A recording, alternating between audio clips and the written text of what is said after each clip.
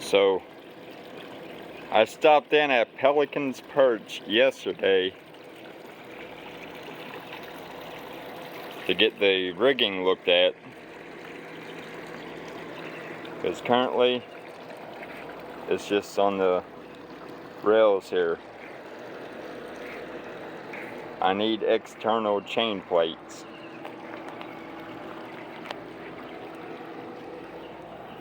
This is where, when the chain plates ripped out during the tornado that hit me,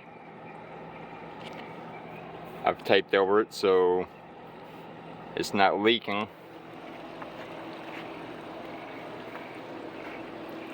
But yeah, when I went in, they told me external chain plates would cost $10,000 to repair.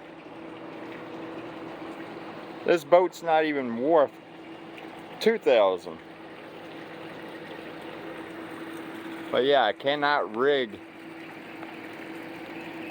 the sails on this as is.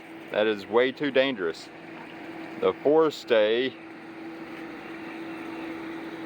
is not even holding anything, it's so loose. This really isn't the most secure.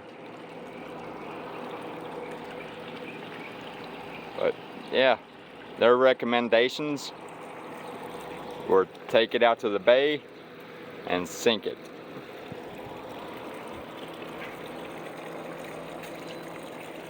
Even scrapping this vessel, they said, would be $65 per foot to scrap. Well, without being able to put sails up, St. Mark's is the safest I can get to before I'm crossing the Gulf towards Tampa. I don't know what I'm gonna do. I walked in today to a veterans clinic to get all the pamphlets they had on resources in the area.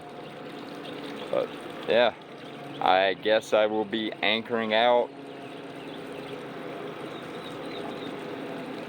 trying to get something going here.